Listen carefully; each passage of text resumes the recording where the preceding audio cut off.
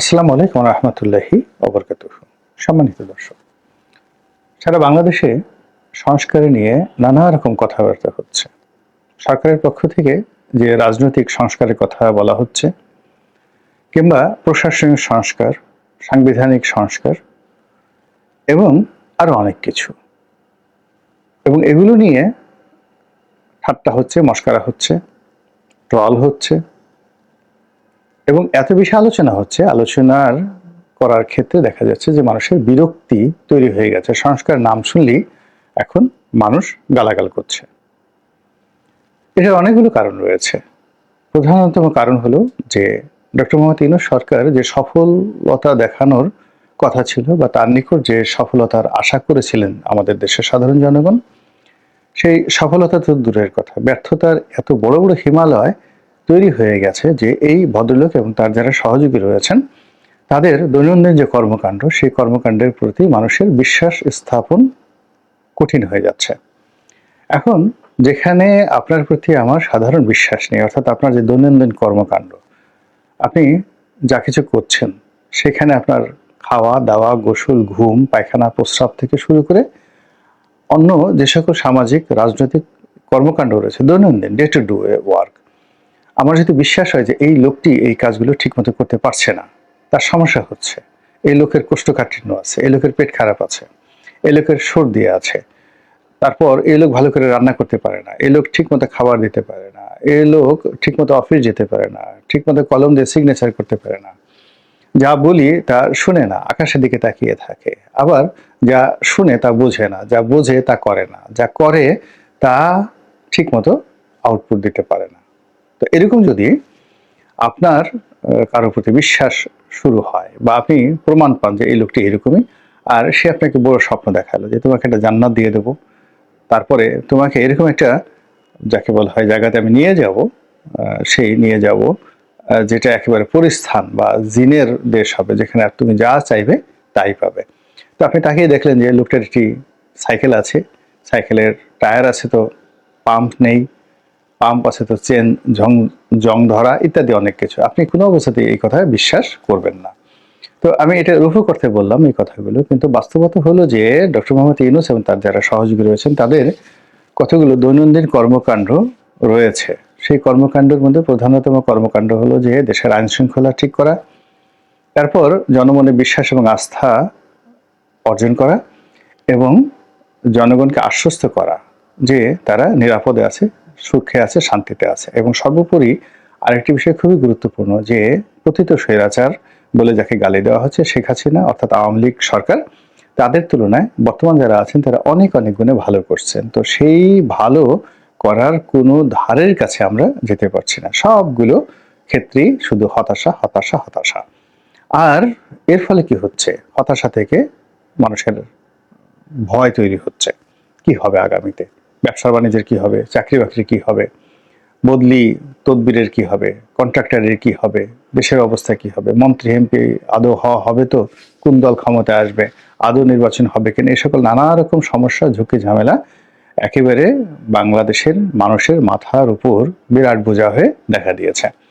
তো এই সকল যে কথাবার্তা, তার সঙ্গে যদি আপনি সংস্কার শব্দটি আবার জুড়ে দেন, সঙ্গতির কারণে যে কোনো মানুষ এটার উপর আস্থা রাখতে পারে না।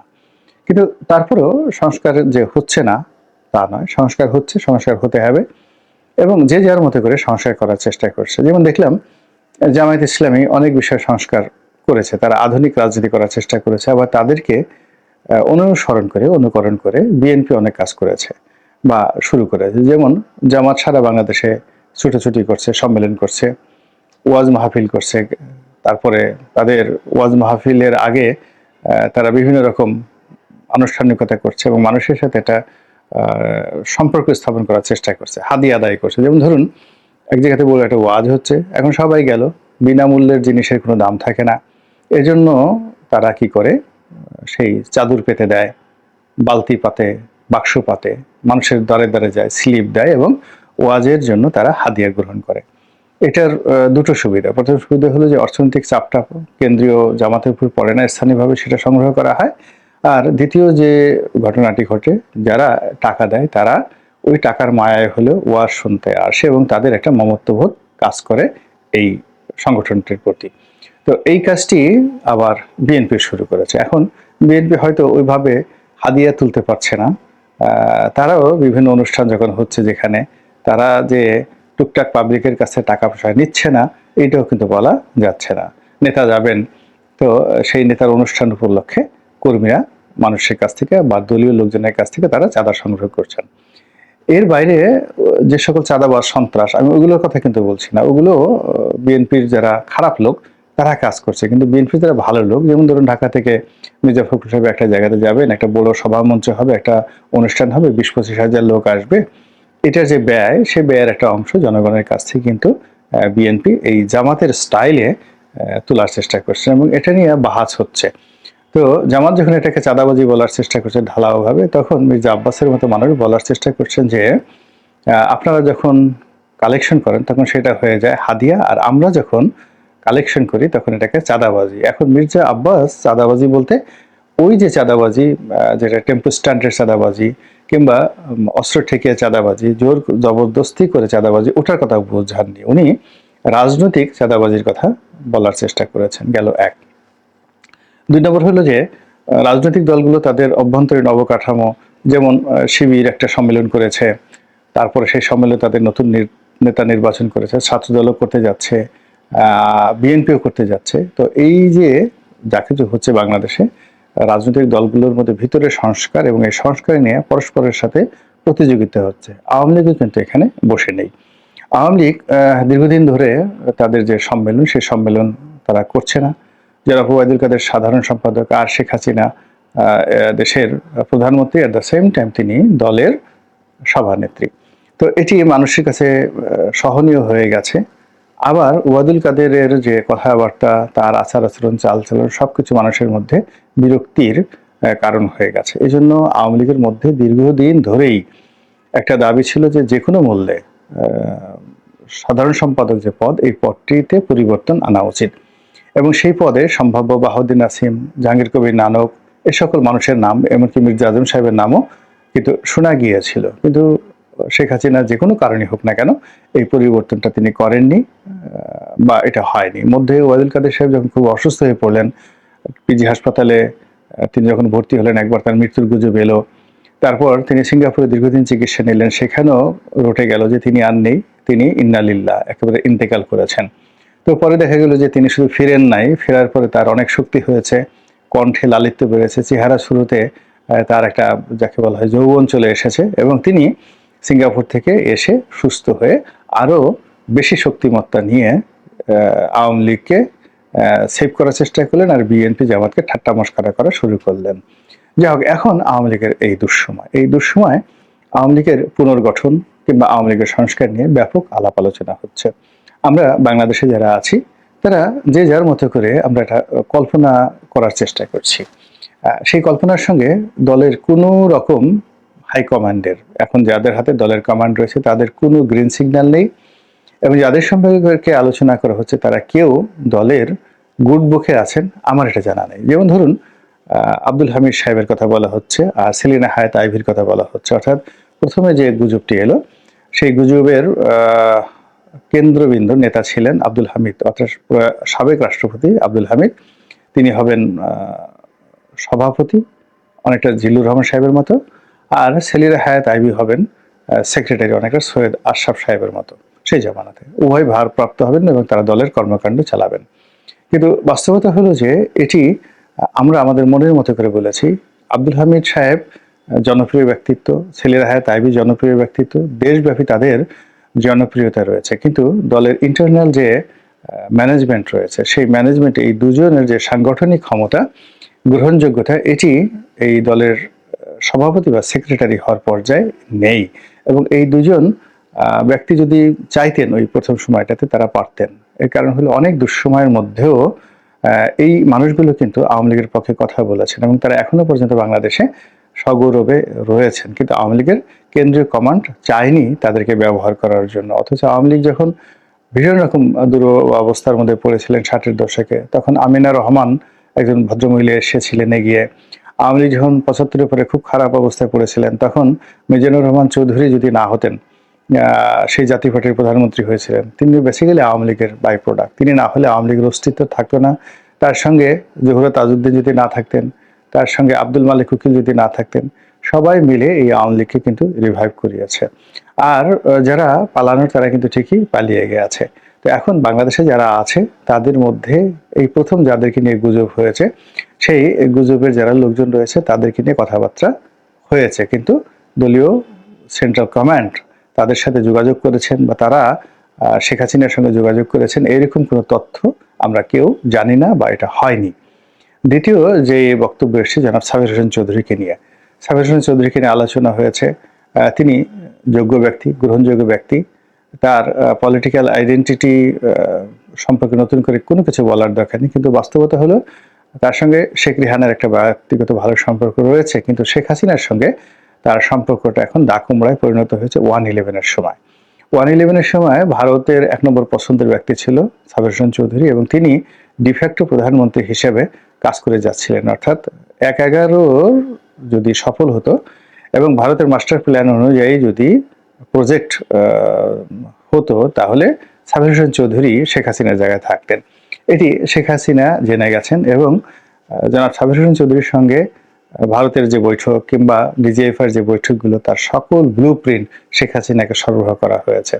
তো কাজেই তার সকল যোগ্যতা থাকা সত্ত্বেও সাবির হোসেন চৌধুরীকে শেখ হাসিনা কখনোই ফ্লোর দেননি। সবার শেষে তিনি একটা মন্ত্রিত্ব দিয়েছিলেন নামকা ওয়াস্তে, এটা মূলত তার উপযুক্ত নয়। তো সেই সাবির হোসেন চৌধুরীকে দিয়েই কিন্তু আমাদের অনেক ভালো কিছু হতে পারতো। যেমন ঢাকাকে 2 ভাগ করা হলো, এর কারণ হলো মির্জা আব্বাসের জনপ্রিয়তা, বিএনপির জনপ্রিয়তা ওই মুহূর্তে মোকাবেলা করার মতো শক্তি একমাত্র সাবির হোসেন চৌধুরীর ছিল।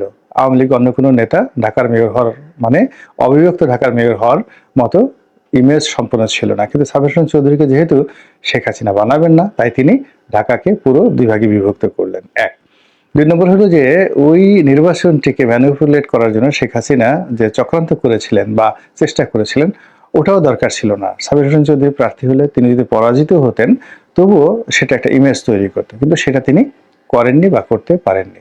কাজেই সাবির হোসেন চৌধুরীকে নিয়ে আমরা কথা বলছি, কিন্তু বাস্তবতা হলো শেখ হাসিনা তাকে পছন্দ করেন না। আরেকজন লোক নিয়ে আমি বলেছিলাম, অন্য কেউ বলছে কিনা জানি না, সেটা হলো হামিম গ্রুপের একে আজাদ সাহেব। তো একে আজাদ সাহেবের সঙ্গে আমার যে রাজনৈতিক প্রতিদ্বন্দ্বিতা ছিল, অর্থাৎ আমি 2001 সনে যখন প্রথম এমপি প্রার্থী হিসেবে মাঠে যাই, তখন সেখানে আমার নিকটতম প্রতিদ্বন্দ্বী হিসেবে আমি জনাব একে আজাদকে পাই। উনি সেই যাকে বলা হয় হামিম গ্রুপের মালিক, সমকালের মালিক, যথেষ্ট মেধাবী, যোগ্যতা সম্পন্ন এবং জীবনের সফলতম মানুষ। তার নেতিবাচক কোনো জিনিস আমি দেখিনি। আমি তার পিছনে, তার সাথে, তার সামনে সব দিক থেকে আমার সঙ্গে তার প্রতিযোগিতা হয়েছে। সেইটাকে কোল্ড ওয়ার বলেন কিংবা সরাসরি তার কর্মীরা আমার কর্মীরা মারামারি করেছে, কিন্তু তারপরে আমরা দুজনে এক টেবিলে বসেছি এবং তাকে আমার একজন একেবারে পলিটিক্যাল মানুষ মনে হয়েছে। সবকিছুর ঊর্ধ্বে তার ভদ্রতা, সবকিছুর ঊর্ধ্বে তার যাকে বলা হয় বিনয়, এবং অত প্যাঁচগুজ বুঝেন, স্ট্রেট ফরওয়ার্ড প্রকৃতির একজন মানুষ। তো এই মানুষটি সেই 2001 সনে আমি মনোনয়ন পেলাম, পরবর্তীতে 2009 সনে কিন্তু উনি পাননি। অথচ তার না পাওয়ার কোনো কারণ ছিল না। তিনি আওয়ামী লীগের দুঃসময় অনেককে সাহায্য করেছেন। ফরিদপুর আওয়ামী লীগের উপর তার অনেক যাকে বলে অবদান রয়েছে। শেখ হাসিনাকেও তিনি অনেক টাকা পয়সা দিয়েছেন, দলের অন্যান্য প্রোগ্রামেও তিনি টাকা পয়সা দিয়েছেন, এটা সত্য কথা। কিন্তু কেন জানি তাকে শেখ হাসিনা পছন্দ করেন না। কিন্তু তিনি শেখ হাসিনাকে চ্যালেঞ্জ দিয়ে এইবার ফরিদপুরে স্বতন্ত্রভাবে সংসদ সদস্য হয়ে এসেছিলেন, সুমনের মতো, ব্যারিস্টার সুমনের মতো। তো আমি ধারণা করেছিলাম যে শেখ হাসিনা তাকে কাছে ডেকে নেবে এবং তাকে সম্মিলিত বিরোধী দলের নেতা করবে, কিন্তু আসলে সেটা হয়নি। এর কারণ হলো শেখ হাসিনার একটা ইগো আছে। একবার যদি কাউকে পছন্দ করেন, তাকে সালমান এফ রহমানের মতো একদম মৃত্যু পর্যন্ত পছন্দ করবেন, আর যদি কাউকে অপছন্দ করেন তাহলে তাকে সাবির হোসেন চৌধুরীর মতো একেবারে কবর পর্যন্ত তাকে অপছন্দ করতে থাকবেন। তো জনাব একে আজাদ যোগ্যতা থাকা সত্ত্বেও তার সঙ্গে কারো যোগাযোগ হয়েছে আওয়ামী লীগের, এটা আমার জানা নেই। অথচ সাবির হোসেন চৌধুরী এবং একে আজাদ যদি এই মুহূর্তে আসতেন, সেটাও একটা কিন্তু ভালো জুটি হতে পারত। এবং এটি যে প্রেসিডেন্ট সেক্রেটারি হতে হবে, নট লাইক দ্যাট। এই সময় আওয়ামী লীগের যে ফরমেশন, সেই ফরমেশনে সেলিনা হায়াৎ আইভী, আব্দুল হামিদ চৌধুরী বা এই যে একে আজাদ সাহেব, সাবির হোসেন চৌধুরী, এই 4টি নাম আমি বললাম। এই 4টি নাম যদি আপনি গ্রহণ করেন, তার সঙ্গে আরো কয়েকজন ব্যক্তি, যেমন ধরেন ব্যারিস্টার মেজর রফিকুল ইসলাম বীর উত্তম, সেই সাবেক স্বরাষ্ট্রমন্ত্রী। মানে এর যে বর্ণাঢ্য রাজনৈতিক জীবন, মিলিটারি লাইফ, কোথাও দুর্নীতি বলে কোনো জিনিস নেই, এলাকাতে প্রচন্ড জনপ্রিয়, তার ঘোরতর শত্রু তাকে বলতে পারবে না যে তিনি কাউকে আঘাত করেছেন। তো সেই মানুষটিকে ব্যবহার করা যেতে পারে। আবার ওই যে একজন রয়েছেন সুনামগঞ্জের একজন সৎ মানুষ রয়েছেন, মান্নান সাহেব, এম এ মান্নান সাহেব রয়েছেন। তারপর উত্তরবঙ্গে আছেন শহীদুজ্জামান সরকার সাহেব রয়েছেন। এরকম অনেকে আছেন। এমনকি ধরেন সমর রেজাউল করিম মন্ত্রী ছিলেন, দুর্নীতি দমন কমিশন তার বিরুদ্ধে মামলা দিয়েছে। এগুলো প্রশ্ন সাপেক্ষ ব্যাপার, কিন্তু তাদের একটা সামাজিক মর্যাদা রয়েছে, গ্রহণযোগ্যতা রয়েছে এবং অন্তর্নিহিত কতগুলো যোগ্যতা রয়েছে। তিনি সুপ্রিম কোর্ট বার কাউন্সিলের সেক্রেটারি ছিলেন, খুব বড় লয়ার ছিলেন এবং আমার খুব একদম পরিচিত লোক, এবং তিনি প্রতি মাসে লক্ষ লক্ষ নয়, কোটি কোটি টাকা ইনকাম করতেন শুধুমাত্র আইন পেশা থেকে। তার আইনের পেশাটা ওই পর্যায়ে তিনি নিয়ে গিয়েছিলেন এবং সেখান থেকে তিনি আওয়ামী লীগের রাজনীতিতে ঢুকেছেন, আওয়ামী লীগের আইন বিষয়ক সম্পাদক হয়েছেন, এমপি হয়েছেন, মন্ত্রী হয়েছেন। আমি তখনই তাকে বলেছিলাম যে আপনার সর্বনাশ হয়ে যাচ্ছে, ইউ উইল লস্ট এভরিথিং, আপনার সবকিছু হারাবেন। আমি আমার নিজের উদাহরণ দিয়ে বললাম যে দেখুন, আমি যে বিল্ডিংয়ে আমাদের অফিস, সমর রেজাউল করিমের অফিস, আমার অফিস একই বিল্ডিংয়ে, আমরা 97 সনে এখানে এসেছি এবং এই বিল্ডিংয়ে যখন এসেছি, এই বিল্ডিংয়ের সবচেয়ে বড় ব্যবসায়ী ছিলাম আমি। এবং শুধু এই বিল্ডিংয়ের ব্যবসায়ী নয়, আমি যে ব্যবসাগুলো করতাম পুরো বাংলাদেশের ট্রেড অ্যান্ড কমার্সে সেই সেক্টরে আমার একটা সুনাম সুখ্যাতি এবং অবস্থান ছিল। কিন্তু রাজনীতির কবলে পড়ে আমি সবকিছু হারিয়েছি। এটা আমি সমর রেজাউল করিম সাহেবকে বলছিলাম যে আপনার আইন পেশায় আপনি যে বরকত লাভ করেছেন এটা শেষ হয়ে যাবে এবং আপনি আরো অনেক কিছু হারাবেন। যাই হোক, তিনি সেটা শুনেননি, তিনি রাজনীতিতে গেছেন, এখন তিনি হয়তো দেশের বাইরে আছেন। বাট এই সমস্ত মানুষ যদি সাহস করে আসেন বা তাদেরকে আনা হয়, খারাপ হবে না, কোনো অবস্থাতে খারাপ হবে না, বরং মাঠে বিএনপি যে রাজনীতি চলছে এটার সঙ্গে সামঞ্জস্য করে আওয়ামী লীগের যে সকল ভালো ভালো মানুষ এখনো আছে, ওই যে রাজশাহীতে দারা আছে, আব্দুল ওদুদ দারা, ওখানে আব্দুল ওদুদ দারা আছেন, তার বাবা এমপি ছিলেন, রিজনেবলি অনেস্ট ভদ্রলোক মানুষ, ইয়াং। রাজশাহীতে সবার বদনাম আছে, কিন্তু এই ভদ্রলোক সম্পর্কে এরকম কোনো বদনাম আমি শুনিনি। এবং শেখ হাসিনা একেবারে সর্বশেষ তাকে কিন্তু প্রতিমন্ত্রী হিসেবে বা উপমন্ত্রী হিসেবে তিনি নিয়োগ লাভ করেছেন। তা আমি এই কজনের নাম বললাম, এরকম অন্তত পক্ষে 50-60 জনের নাম বলা যাবে যারা এই বাংলাদেশে ঘুরতে পারবেন। তাদেরকে হয়তো কেউ গ্রেপ্তার করতে পারবে, কিন্তু 15 দিনের মাথায় তারা বের হয়ে আসতে পারবেন এবং জনগণ তাদেরকে গ্রহণ করবে। তারা কথা বলতে পারেন, তাদের সাহস আছে, শক্তি আছে, অর্থ আছে। এরকম ঢাকা শহর, জেলা শহর সব জায়গাতেই জনপ্রিয় আওয়ামী লীগের লোকজন আছে। তো এই আওয়ামী লীগের লোকজনদেরকে দিয়ে একটা রিফর্ম করার চেষ্টা হচ্ছে, আলাপ আলোচনা হচ্ছে, কিন্তু সমস্যা হয়ে গেছে, শেখ হাসিনার বিকল্প কেউ হতে চাচ্ছে না। আবার দলের যারা নেতাকর্মী তারা শেখ হাসিনাকে বাদ দিয়ে অন্য কোনো চিন্তাও তারা করতে পারছে না। এক্ষেত্রে যেটা হয় সেটা হলো 111-এর সময় শেখ হাসিনা যেভাবে দায়িত্ব দিয়েছিলেন শহীদ আশরাফকে, যেভাবে দায়িত্ব দিয়েছিলেন যাকে বলা হয় জিল্লুর রহমান সাহেবকে, ওইরকম যদি এখন তিনি কিছু করেন তাহলে হয়তো আওয়ামী লীগের পুনর্গঠন করা সম্ভব। আদারওয়াইজ শেখ হাসিনা তার জীবদ্দশায় তার সম্পর্কে যে একটা মিথ অ্যান্ড ম্যাথোলজি তৈরি করে ফেলেছেন আওয়ামী লীগের মধ্যে, তিনি যতদিন জীবিত আছেন, সেটা সাইবেরিয়াতে থাকেন কিংবা টেকনাফে থাকেন কিংবা তেঁতুলিয়াতে থাকেন অথবা তিনি আমাজনের জঙ্গলে থাকেন অথবা দিল্লিতে থাকেন, ঘটনা সেমই। তিনি আছেন, তাকে বাদ দিয়ে আওয়ামী লীগের নেতাকর্মীরা অন্য কোনো কিছু চিন্তা করতে পারছে না। আল্লাহ আমাদের সবাইকে হেদায়েত দান করুন এবং হেফাজত করুন। আসসালামু আলাইকুম ওয়া রাহমাতুল্লাহি ওয়া বারাকাতুহু। আসসালামু আলাইকুম প্রিয় দর্শক, আশা করি পুরো ভিডিওটি দেখেছেন এবং বুঝতে পেরেছেন। কথা বললেন গোলাম মোল্লা রনি, সাবেক সংসদ সদস্য, লেখক এবং জার্নালিস্ট। খুবই গুরুত্বপূর্ণ আলোচনা করলেন প্রিয় দর্শক। সাবেক এই সংসদ সদস্য গোলাম মোল্লা রনির আজকের এই বিশেষ লাইভ টক শোটি আপনাদের কাছে কেমন লেগেছে অবশ্যই কমেন্টে জানাবেন। সবাই ভালো থাকবেন, সুস্থ থাকবেন। ভিডিওটি শেষ করছি। আসসালামু আলাইকুম।